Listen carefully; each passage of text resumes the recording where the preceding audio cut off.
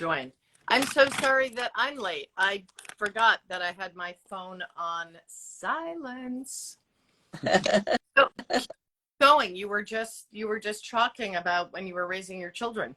Yeah, when you were in and out on Lafayette there, it was an amazing, as I look back on the time that we spent there, we really had created a village, because the different people that lived in our little house and through the years and so on, it's been an amazing thing. But whoa, what's that noise? Oh, keyboard. Somebody's, I don't know. No, it's So computer. anyway, Katie, that was then. This is now. Right. So who were you just speaking with on your prior interview? She is a woman who works for National Geographic. She was in Paris. She has spent most of her life in going around the world with one suitcase and taking pictures and so on for National Geographic. Wow. And so then she has this podcast, and so it was interesting. You know, we were talking about the book that we just written and so on. So it was it was amazing. You know, it was awesome to be able to talk to somebody. I mean, she was just in Paris on one of her trips. So, right. You know, isn't that amazing? It is. So is she going to make her way to Scottsdale and photograph you? No. No. Well, I think she should. Well, we'll see.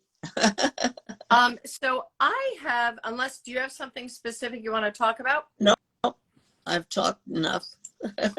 Well, you're going to be talking some more. So I have a question for you, because I recently was listening to a podcast, Mel Robbins podcast, and they were talking about, she was talking with a woman who's Indian. Her name is Ritu Bhasin, I think is her last name.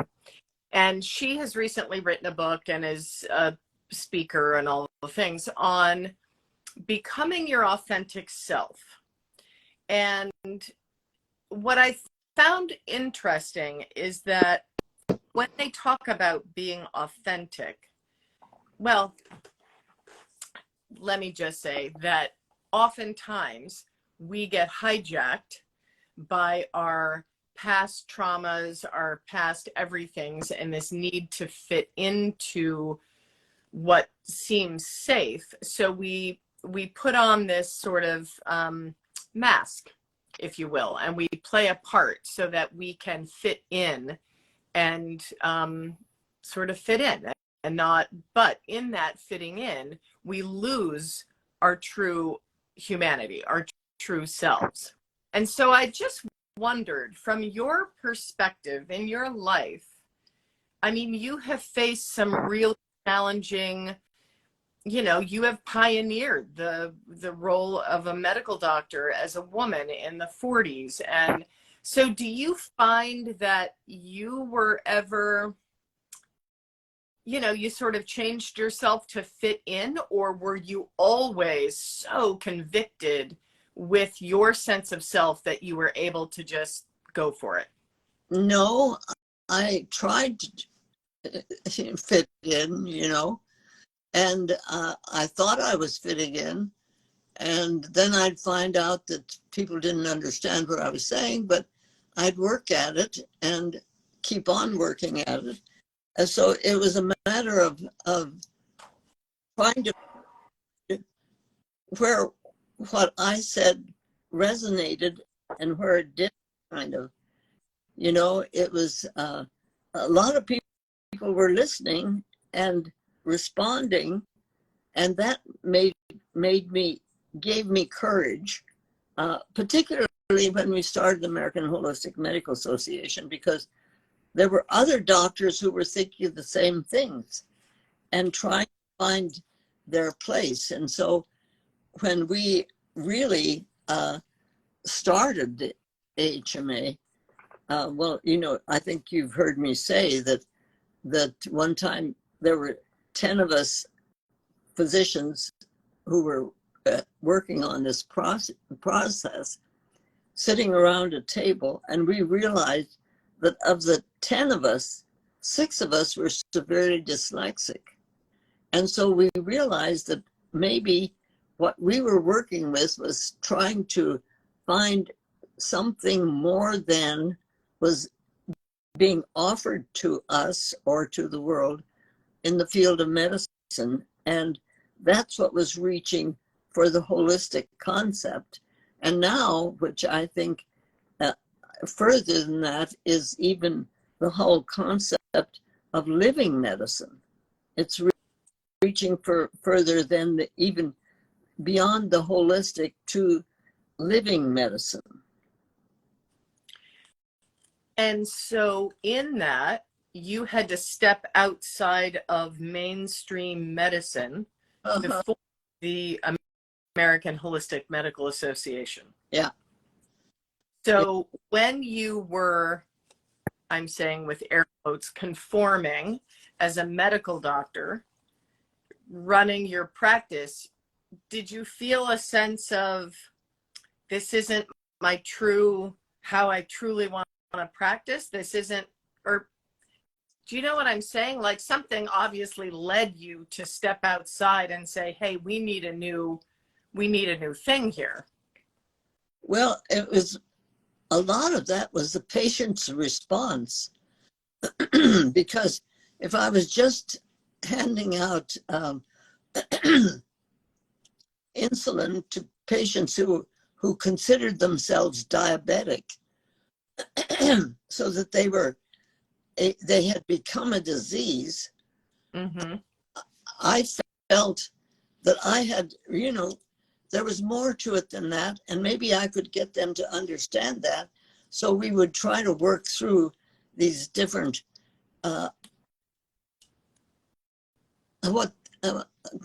concepts of what diseases were. It was a process of trying to integrate what the world of medicine was saying about diseases and what I found to be reality. And I would always kind of reach for the reality. And sometimes it was in tune with what the community was saying, and sometimes it wasn't. I mean, the medical community. Sometimes it wasn't. And so in times when it resonated, it's like when we found the whole aspect of meridians in the acupuncture world. That Nixon had just gone to China and seen an appendectomy done with acupuncture, and we were learning things about it, and so we were teaching that. And the whole concept, if you learn something that's important, teach it, is what we were doing. And so, of course, that caused a lot of fuss, and people thought we were crazy. In fact, I was using it for OB patients, and there were several times when I would have a patient in labor and I had my needles in the place and for the acupuncture, for the delivery, and the patient I needed to get an x-ray of what was going on. So I'd send the patient over to x-ray and I'd get a report about what they found, and also strange looking objects within the picture looked like needles. Wow. It was, they had no idea what it was. And so then I'd get reprimanded for that sometimes. The medical association would call me up. There were things that we were doing that were considered in the conventional terms with things, considered something, and we weren't doing that, or we were doing it differently or something. Anyway, yeah, there were quite a number of times when I had to try to explain it to people who weren't wanting to understand it. So to me, it seems like, that takes a lot of stamina. It takes a lot of courage. It takes a lot of just an inner knowing of what you know to be right for you. And that inner knowing is what gives you the courage to say, well, you know what? You might not agree with me, but I am putting acupuncture needles in this OB patient, And so I feel like in this podcast I was listening to, I talked a lot about how, so many of us will conform because we just want to be liked. We just want to fit in. And then you wake up one day and you're like, well, who the hell am I? And what happened to me? right. And right. And so that feeling of being lost, and you may be in your 40s or your 50s when that realization rolls around. And so it sounds like you pretty much had that from the get-go. You had that inner sense of knowing that you were different.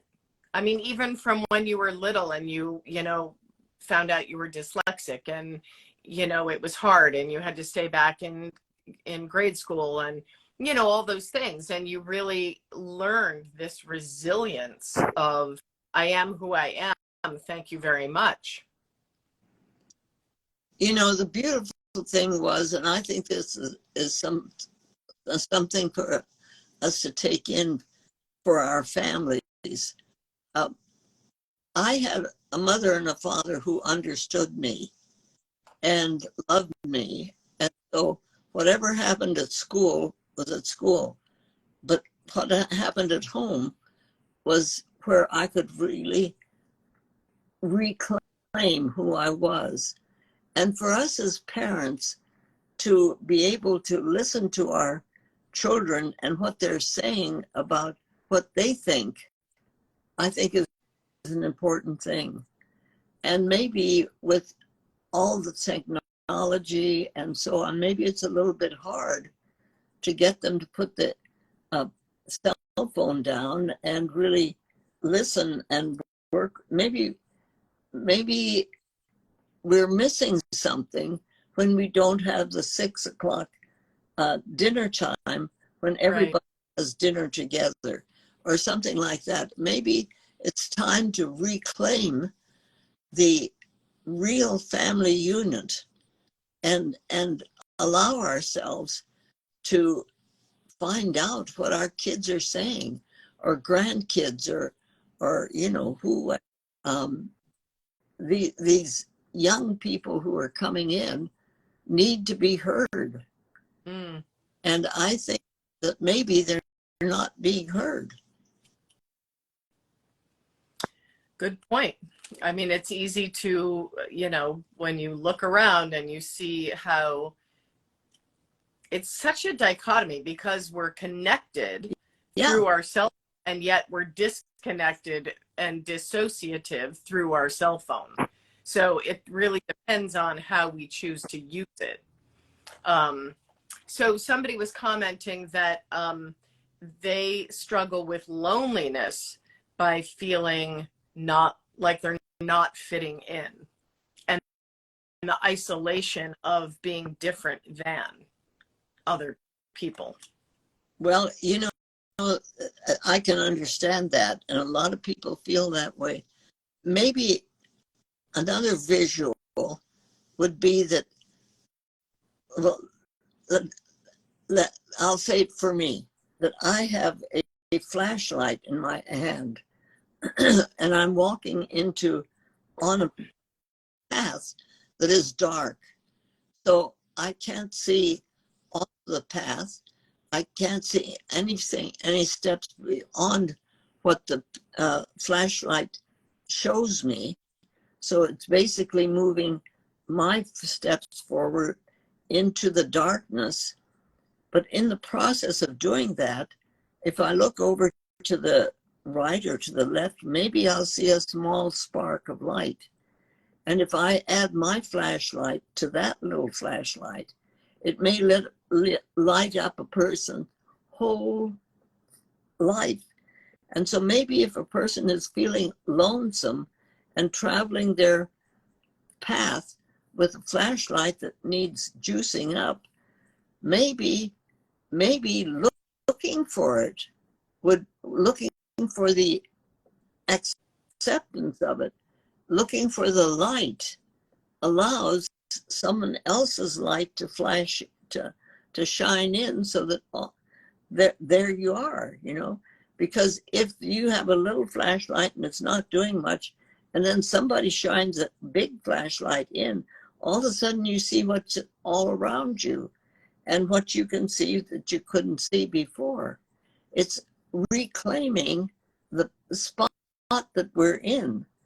And the point is that there are a lot of people who are feeling lonesome and traveling this path by themselves and don't understand that they just reach out.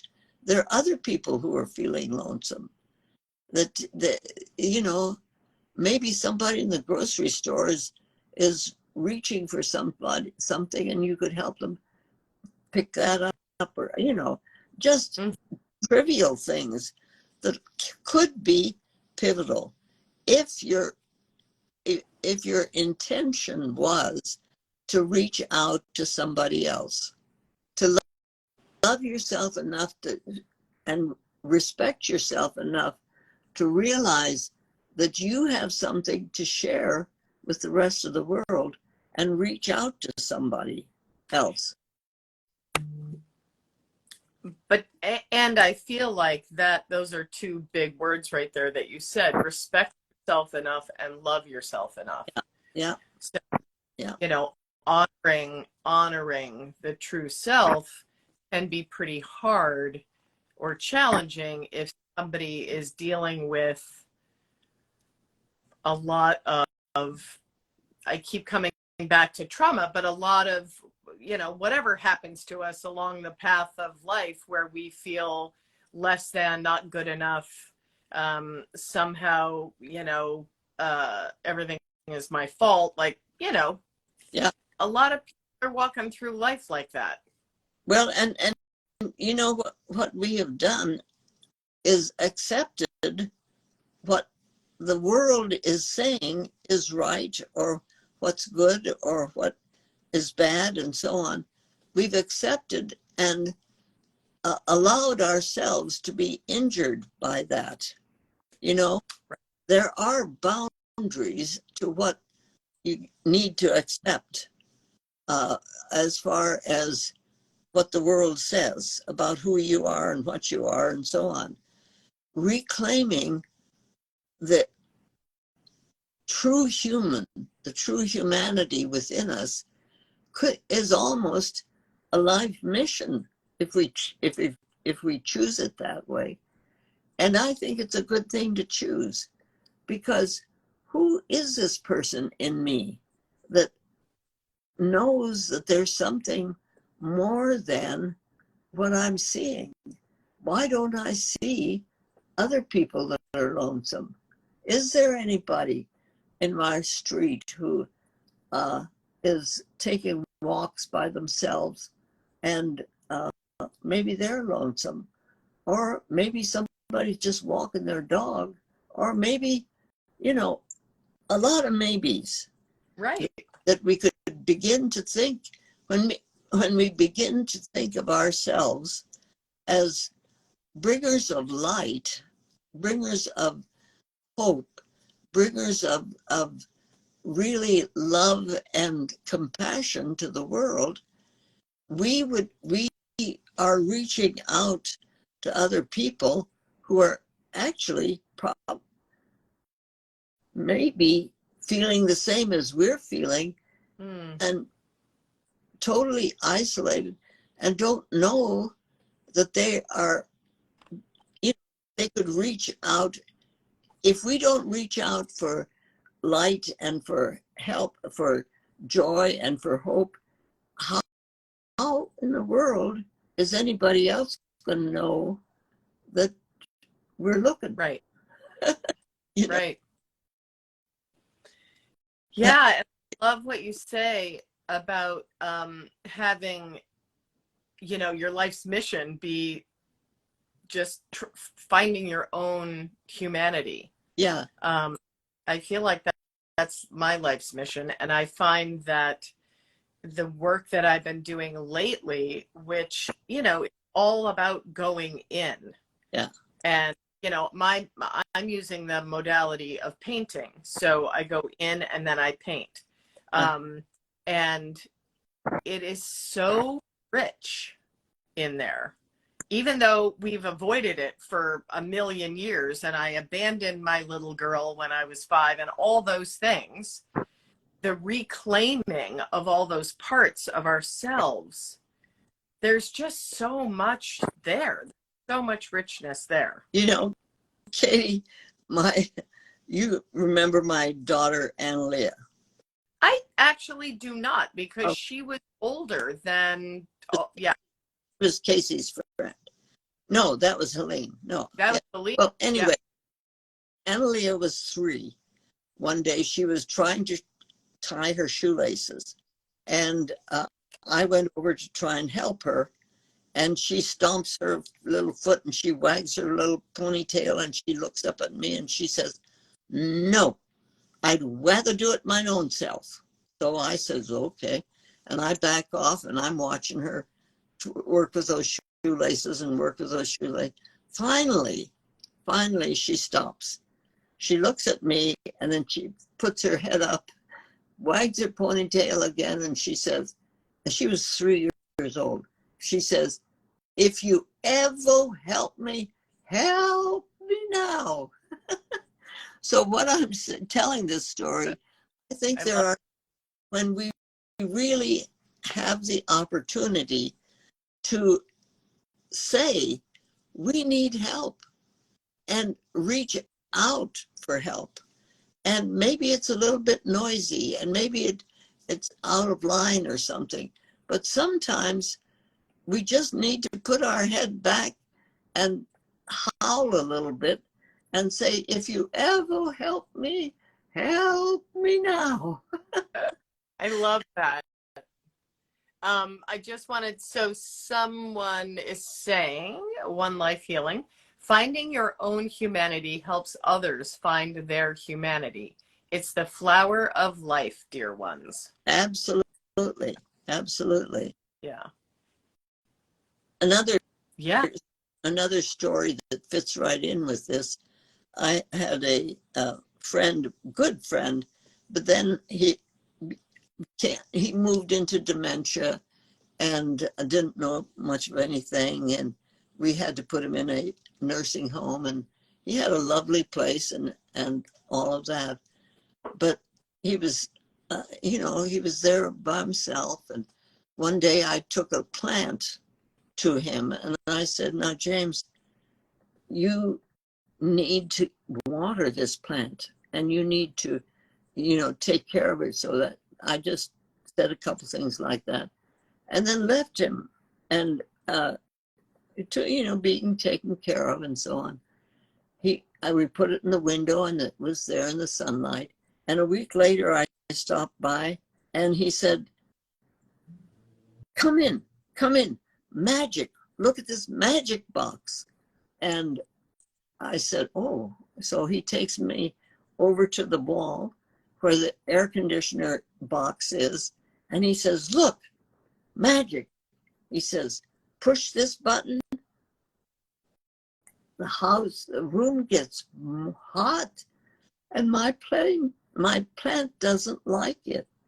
So I look and I push this button and the magic comes on and the room gets cool and the plant likes that. So all of a sudden, this little plant gave him something to live for. I mean, he really didn't understand anything. His dementia was so deep, but that plant meant something. And so reaching out to other people is so feeding ourselves, you know. Mm-hmm. And even if it's just something that you doesn't seem important, or allow ourselves to reach out to other people. And it's amazing what we can find, how many people there are out there who are feeling the same. Right. Right. Yeah, it just made me think of the younger generation, like my kids' ages, so 20, they're all in their 20s. You know, and they're of the generation of dyeing your hair a million different colors, tattoos, piercings, all kinds of stuff. And what I find about that, just going, you know, talking about this authenticity and allowing yourself to just be who you are, is there is a freedom in that generation that has allowed those beings, those people, to feel okay about doing that thing. Like I never would have thought in my 20s of dyeing my hair purple. Like that would have been like, oh no, that's too weird. I can't do that. I won't fit in. And so I find that, you know, I think it's great. Like I think it is so great for that generation to have that kind of a Right. Hello? I'm there. Oh, okay. Okay. I agree. I think that's wonderful. I mean, I don't always agree with all the tattoos that they have on, but who cares? It's not my body, you know? No. Well, and one of the wonderful things about getting old, you know, you can kind of wear what you want to wear. Yes, you can. You could do whatever you want to do, which is a beautiful thing. Yeah. You can ride a tricycle if you want to. Yeah, and yes, you can. And again, I'm going to go back to just saying that I feel like you had that installed in your hardware from a very young age Absolutely. of having that, because your parents stepped outside of the traditional way of living a life and were in India, and you know, there weren't that many people that were doing that kind of thing and raising their children in, you know, the tents and then school how you did. I mean, I think that that's such a great, wow. I mean, it's just, if that, Yeah, it's yeah, a blessing. It's a blessing. yes. And I treasure that. Yes, absolutely, Katie. And the more we can reach out to the kids who are, and to the older people with with that same kind of accepting love, you know, so an older person may not be able to understand everything that you're saying, but maybe they can. They can understand what they can understand. They can water a plant, but it's that reality that we're all in this life together at this time. I mean, we're here at the same time, which is awesome. Right. Right. Yeah, so that's an interesting, you know, when you just said the word elderly people, like when most people think about anybody 80 plus, they're not usually as open-minded as someone like yourself. And so again, where does that come from in you? Like you always had this expansive way of viewing your world and continuing to grow and learn and open yourself up to the magic that life is. And so I wonder why that gets shut down in people. Well, during the pandemic, my children were the elderly and I was the ancient one. It was that distinction that all of a sudden these kids were the elderly. It's really pretty fascinating. But it's, I think the whole, during the time when I was helping women birth their babies, we didn't understand that we were really doing a disservice when we anesthetized the women until they really had no power over what was being done as the birthing process happened. And during the time when my children, my two oldest sons were born, I was in the same situation. I didn't know that I had sons until for 24 hours after they were born. But that's what we knew at the time, and that's the way we did things, and it was the accepted role. So as we go along, so we've learned a lot more. We women birth babies. We don't need to be delivered of babies. You deliver pizza, you deliver speeches, but we birth babies. And the reason I'm saying this is that I truly believe that the love with which a baby is born, into which a baby is born, is very important. If a baby is loved and born into a loving atmosphere when they take their first breath, life is good. And it continues to be good, and it continues to be when other bad things happen. Still, it's good. So as we try to learn the importance of every moment of our lives, and each breath that we take is a blessing as we bring it in and then give it back out to the universe to do with what it needs to. But that constant movement of breathing in and breathing out is awesome.